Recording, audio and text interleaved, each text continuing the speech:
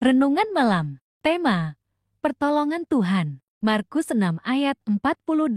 Ketika ia melihat betapa payahnya mereka mendayung karena angin sakal, maka kira-kira jam 3 malam, ia datang kepada mereka berjalan di atas air, dan ia hendak melewati mereka. Tuhan Yesus telah berkali-kali menyelamatkan murid-muridnya dalam keadaan yang sulit, tetapi kali ini, di tengah angin yang menderu-deru dan ombak yang bergolak, Tuhan bermaksud berjalan meninggalkan mereka. Walaupun Tuhan akhirnya mendekati dan menyelamatkan mereka, mengapa ia tidak segera melakukannya? Membiarkan mereka menghadapi kemungkinan kebinasaan di tengah lautan yang bergelora. Dalam kehidupan, apakah kita kadangkala merasa seperti murid-murid itu? Seakan Allah bermaksud mengabaikan kita ketika kita sedang diombang-ambing di tengah laut yang mengamuk. Ketika kita bergumul dalam masalah-masalah, kita berharap Allah akan menyelamatkan kita dalam sekejap. Namun ada waktu-waktu kita tidak dapat merasakan kehadiran Tuhan kita. Ia tampak seakan mengabaikan kita. Apakah Allah telah meninggalkan kita?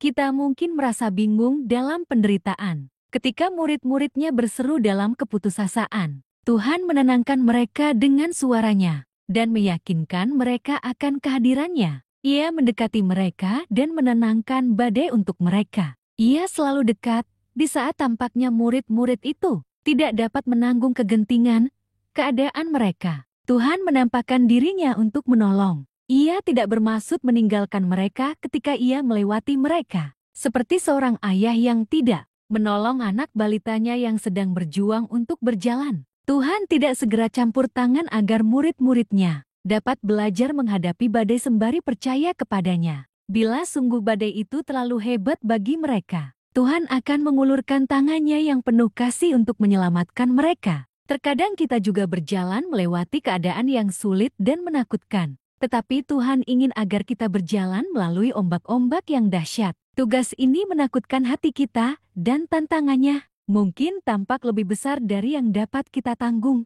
Bila kita dapat menghadapi ombak bergelora, kita akan keluar dari laut badai sebagai murid yang lebih kuat. Umat Tuhan yang terkasih, laut ganas apakah yang sedang Anda hadapi di dalam kehidupan? Apakah yang dapat kita lakukan untuk percaya kepada Tuhan di tengah rasa takut dan ketidakpastian? Firman ini menjadi renungan kita bersama.